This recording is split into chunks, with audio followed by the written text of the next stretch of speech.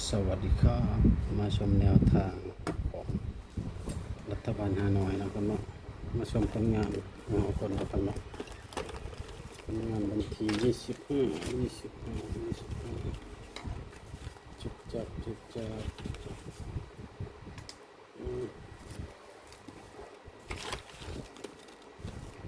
ยปากกาปากเก็บปากไปเอาปากกากันเนาะผลงานหน่อยพิเศษออกอย่าง6164นะครับเนาะมีบอสบัด61มีนะครับเนาะ64บ่มีนะครับเนาะหน่อยปกติก็61อีกเนาะสองเด้งเล่นนี่เนาะครับ6116แล้วข้างล่างปกติ82มีพี่24เฮาบ่มีเนาะเฮามี21เข้า2หน่อยเนาะหน่อยปกติกับหน่อยพิเศษหน่อย VIP ตายเนาะครับเนาะแต่ว่าเขา2หน่อยกับ3เนาะก็ถือว่าผ่านเนาะครับเนาะมาเอามาชมของวันที่26นะครับเนาะ16ผลงานของเราเนาะครับเนาะ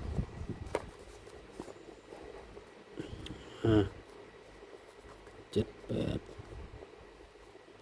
79 70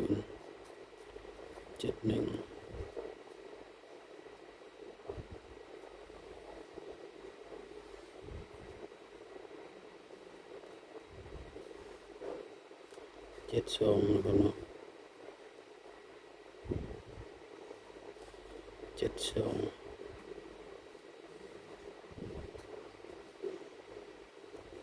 73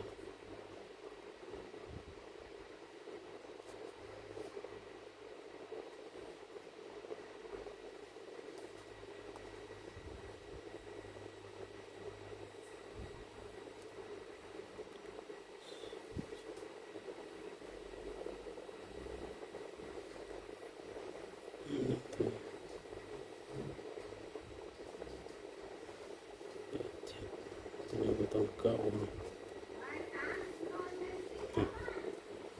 ถึงจะนะครับเนาะ72 73 7189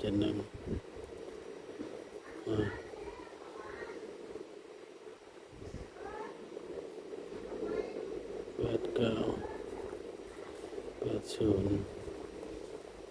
81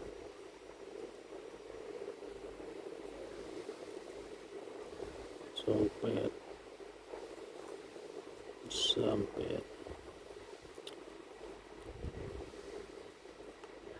90 91 92 93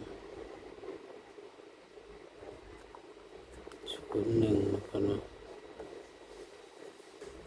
02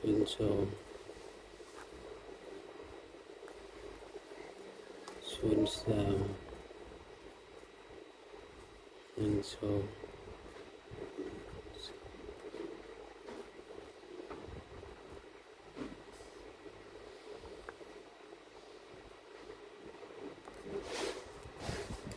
23นะครับเนาะติด1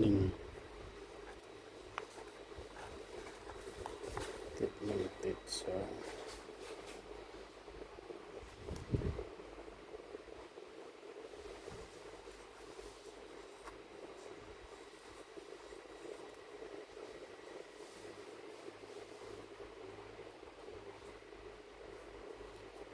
ต่อไป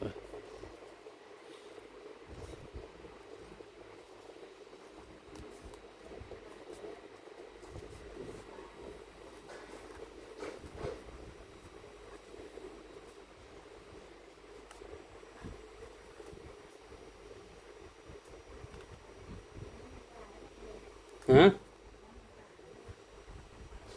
เออ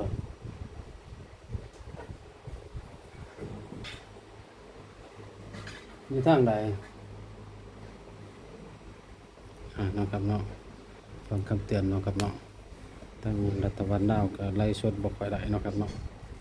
ไล่สดบ่ได้เดี๋ยวสิมาทำคลิปเอาเนาะครับเนาะฟังคำเตือนเนาะครับเนาะคำเตือนทางช่องเป็นเพียงสื่อกลางและแนวทางเนาะครับเนาะบ่ได้สนับสนุนในเด่นการพนันเนาะครับเนาะถ้าผิดพลาดประการใดขอโทษขออภัยเนาะครับเนาะพิจารณาให้ดีก่อนนำไปใช้เนาะทางช่องเราบ่ได้มีการสนับสนุนในเด่นการพนันอะไรทั้งสิ้นเนาะครับเนาะสูตรมีเขามีดูดเด้อครับพิจารณาให้ดีก่อนนำไปใช้เนาะฝากชมคลิปให้จบไปเด้อพอได้สะสมชั่วโมงเนาะครับเนาะ